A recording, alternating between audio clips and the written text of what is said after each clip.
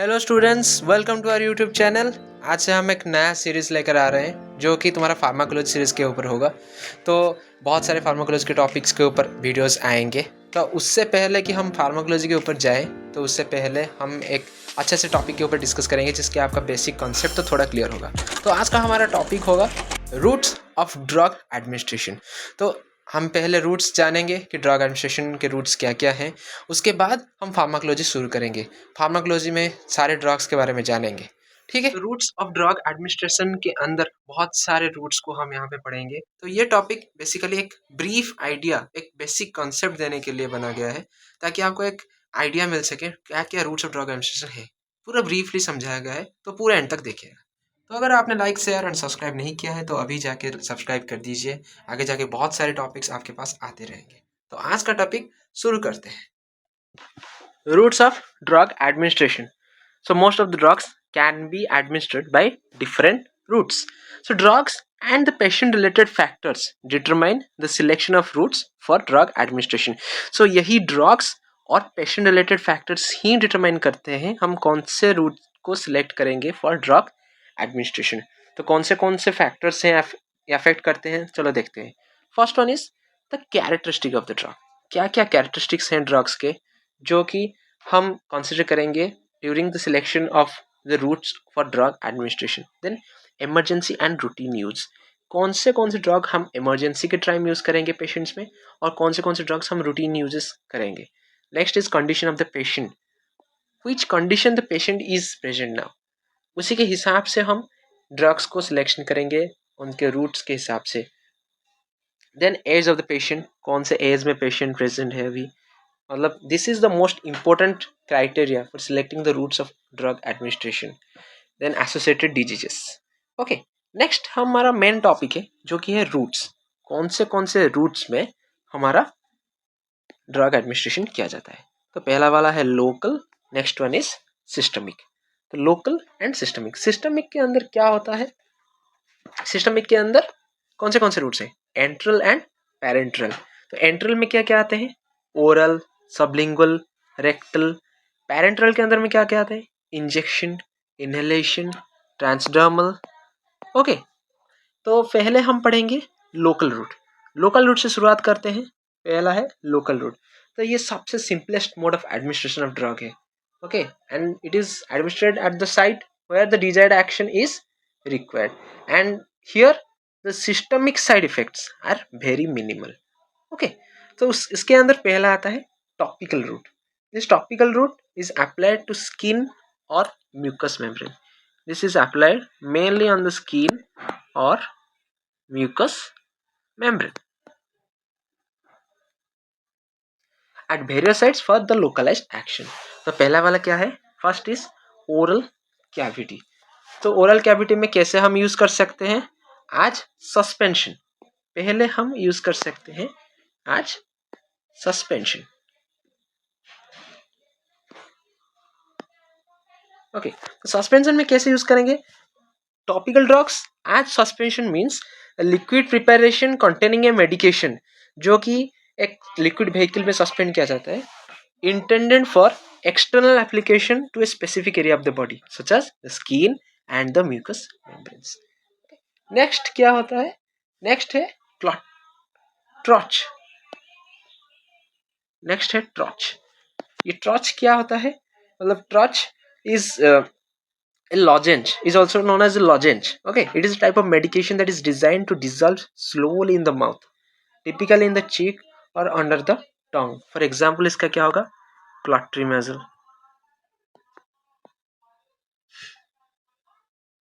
Okay, next one क्या होगा, ट्रॉच के बाद हम इसे क्रीम के हिसाब से यूज कर सकते हैं। क्रीम का एग्जाम्पल क्या होगा, आसाइक्लोवीर।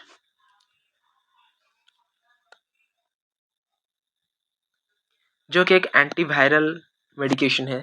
ठीक है, क्रीम के बाद क्या होगा, एज एन ऑइंटमेंट। ऑइंटमेंट में क्या हम यूज कर सकते हैं, 5% और 10% लिग्नोकेन हाइड्रोक्लोराइड।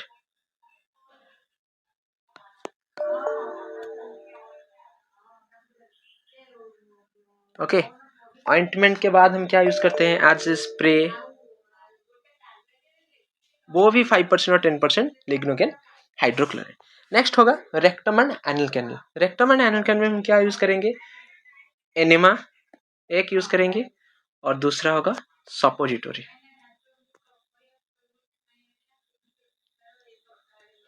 तो एनिमा क्या होता है, it is the administration of drug into the rectum in liquid form. Okay, तो इसके टू टाइप्स होते हैं, एक होता है इवैक्वेंट इनेमा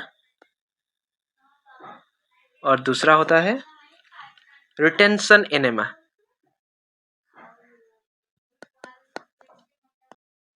इवैक्वेंट इनेमा क्या होता है ना, it is for the evacuation of the bowel. Okay, for example हम लेंगे सोप वाटर इनेमा, जिसमें soap will act as a lubricant and water will stimulate the rectum. Okay, retention enema में क्या होता है, मतलब in retention enema is a type of enema जो कि डिजाइन किया गया है to be held in the rectum for a period of time, usually 15 to 60 minutes before being expelled. Okay, and the goal of the retention enema is to allow the medication to be absorbed into the bloodstream through the rectal mucosa.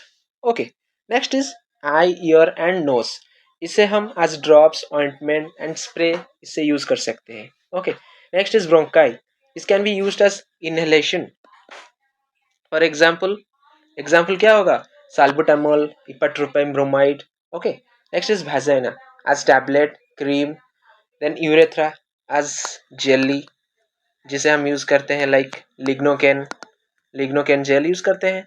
Okay, next is skin में क्या होता है, ointment, cream, lotion, powder. Okay, next one is intraarterial route.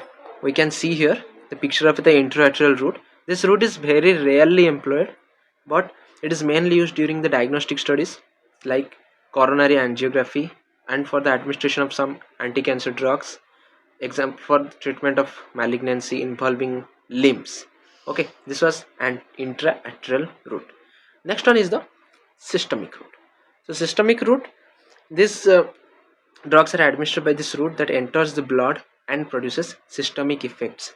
So what is the systemic effect means? This refers to the impact of the medication, substance or treatment on the entire body rather than just local area where it is applied or administered.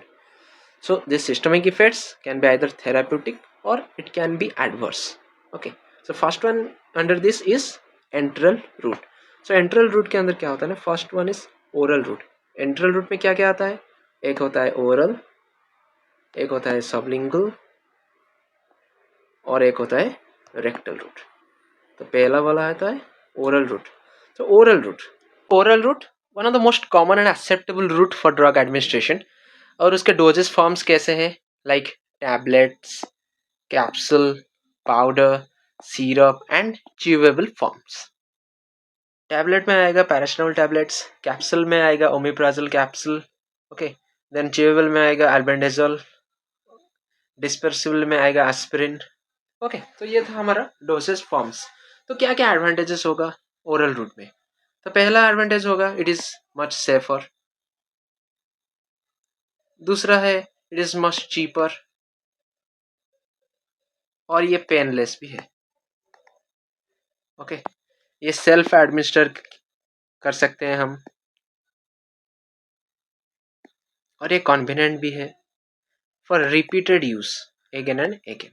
Okay, the advantages are safer, cheaper, painless, self-administrable, then convenient for repeated and prolonged use.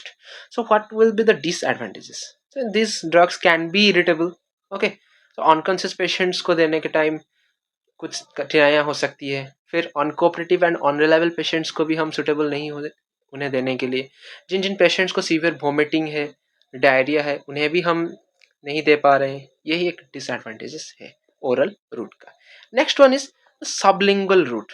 Okay, so this preparation is kept under the tongue and the drug is absorbed through the buccal mucous membrane and enters the systemic circulation directly. यहाँ पे हम देख सकते हैं just under the tongue हम drugs को रखते हैं और ये एब्जॉर्ब होता है through the buccal mucous membrane and enters the systemic circulation directly. Example क्या होगा, नाइट्रोग्लिसरीन। नाइट्रोग्लिसरीन हम कहाँ पे यूज करते हैं, in case of attack of angina. Okay, तो इसमें एडवांटेजेस क्या है, quick onset of the drug. Okay, quick action होता है ड्रग का, and action can also be terminated by spitting out the tablet. ये भी एक एडवांटेज है, हम स्पिट आउट करके एक्शन को टर्मिनेट कर सकते हैं. ठीक है, तो नेक्स्ट क्या है, फास्ट फास्ट मेटाबॉलिज्म को बाईपास कर लेता है सबलिंगुअल रूट. तो ये फास्ट पास मेटाबॉलिज्म क्या है? It is the person's ability to quickly and efficiently process and eliminate the substances. Okay, तो ये सेल्फ एडमिनिस्ट्रेशन भी हो सकता है. तो इतना था हमारे disadvantages. Advantages, next one is disadvantages.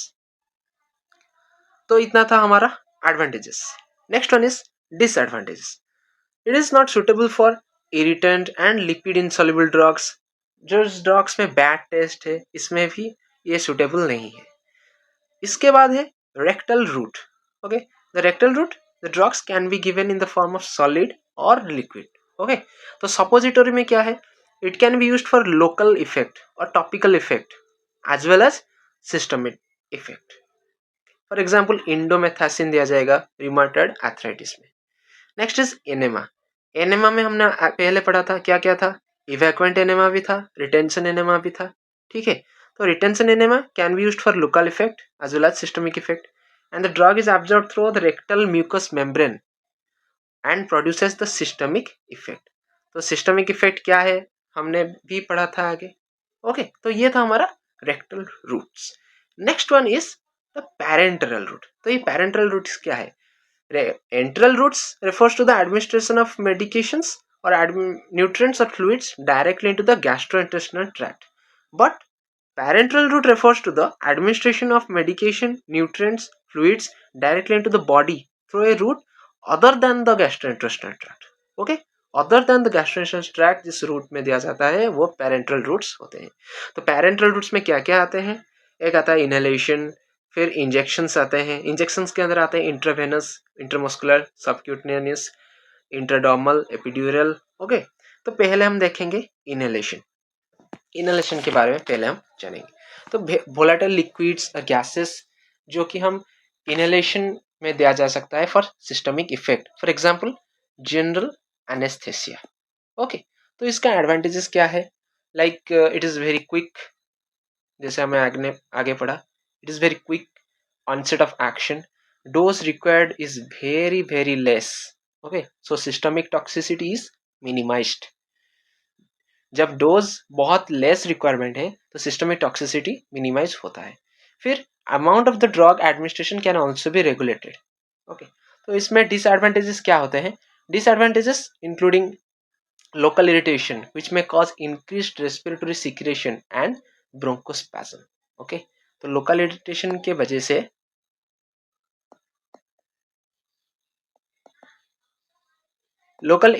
के वजह से क्या होता है ना, इंक्रीज्ड रेस्पिरेटरी सिक्रेशन और एक ब्रोंकोस्पैजम. इंक्रीज्ड रेस्पिरेटरी सिक्रेशन और bronchospasm. Okay, next one is injections.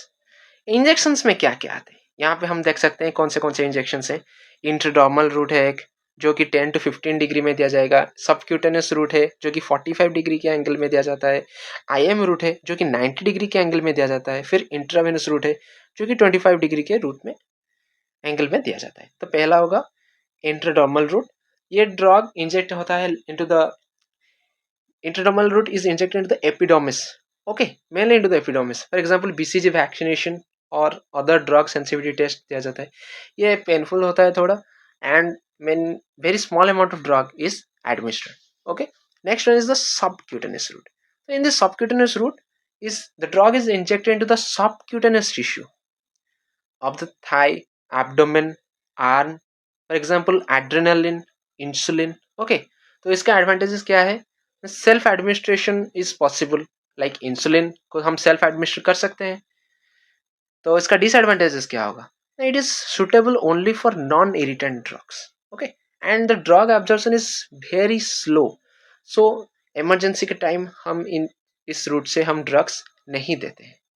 Next one is the IM route. Okay, IM route, these drugs are injected into the large muscles like deltoid हो गया, फिर gluteus Maximus हो गया, vastus लैटरलिस हो गया। Okay, so volume of 5 to 8 ml can be given at a time. And इसमें advantage क्या होता है ना, absorption is more rapid as compared to the oral route. Okay, and the mild irritants and soluble substances, suspensions can also be given by this route. तो इसमें disadvantages क्या होंगे? Aseptic conditions are very needed. Intramuscular injections बहुत painful होते हैं and may cause abscess. Self administration is not possible in here. This is the major disadvantage. Okay, and due to this intramuscular route there can be a chance for injury to the nerves. Okay, next one is the intravenous route. तो intravenous route में क्या होता है ना, drugs are directly injected into the blood stream through a vein. Okay, तो drugs कैसे administer किया जा सकता है, बोलस बोलस। तो ड्रग्स एडमिनिस्टर कैसे किया जा सकता है वेन में, in bolus form there is a single large dose of drug injected rapidly or slowly into a vein. Okay, for example, ranitidine IV in bleeding peptic ulcer. Okay, next one is slow IV. तो slow IV में single मतलब IV morphine use किया जाता है myocardial infection में। Okay, तो इसमें advantages क्या होता है ना, bioavailability is 100% and it has also quick onset of action. So emergency में हम इसे रूट ऑफ चॉइस माना जाता है। Okay, then large volume of fluid को भी हम एडमिनिस्टर कर सकते हैं, intravenous fluid in patients with severe dehydration. Okay, highly irritant drugs को भी एडमिनिस्टर कर सकते हैं, जैसे कि anti cancer drugs. Okay, hypotonic solution को भी इन्फ्यूज किया जा सकता है इंट्रावेनस रूट में। For example 20% mannitol, 20% mannitol. Mannitol एक कौन सा ड्रग है, डायूरेटिक ड्रग्स। ओके, तो डिसएडवांटेजेस भी होंगे इंट्रावेनस रूट के, क्या क्या है, जैसे कि मतलब फ्लेबाइटिस हो जाएगा, फिर self administration is not possible usually, strict aseptic conditions are also very needed. Okay, तो प्रिकॉशंस क्या लेना चाहिए, drugs should always be injected very slowly and before injecting make sure that the tip of the needle is in the vein. Okay, so this was all about the injections. Next one is intrathecal route. So basically drug is injected in the subarachnoid space. Okay, example lignocaine जो कि एक spinal anaesthesia दिया जाता है। यहाँ पे देखो intrathecal जो लंबर एरिया में होता है और एक इंट्राथेकल जो कि सिस्टर्नल। ठीक है, तो एंटीबायोटिक्स भी दिया जाता है लाइक एम्फोटेरिसिन, एक होता है स्पाइनल एनेस्थेसिया जो कि लिग्नोकेन होता है, और एक होता है एंटीबायोटिक्स जो कि एग्जाम्पल है amphotericin B. Okay, the next one is the transdermal route. Okay, the drug is administered in the form of patch और ointment that delivers the drug into the circulation for systemic effect. Okay, systemic effect के लिए होता है। तो इसमें advantages क्या है, ये self administration, you can administer it self. Okay, and the duration of action is also prolonged, systemic side effects reduce हो जाते हैं, and it provides a constant plasma concentration of the drug. Fast fast metabolism को भी bypass किया जाता है। Fast fast metabolism क्या है हमने पहले पढ़ा था। तो डिसएडवांटेजेस में क्या है ना, ये बहुत ही एक्सपेंसिव है। Okay, this type of route drugs are very expensive. Local irritation भी कर सकते हैं, लोकल इरिटेशन के वजह से डर्माटाइटिस, ईचिंग भी हो सकता है, पैच में fall also unnoticedly. Okay, this was all about the routes of drug administration. इस वीडियो में बहुत ही ब्रीफली हमने आपको बेसिक कॉन्सेप्ट दिया है। तो अगर आपको वीडियो अच्छा लगा तो don't forget to like, comment and subscribe the video, and thanks for watching. बहुत सारे आगे फार्माकोलॉजिस्ट के टॉपिक आने वाले हैं, so stay tuned and thank you.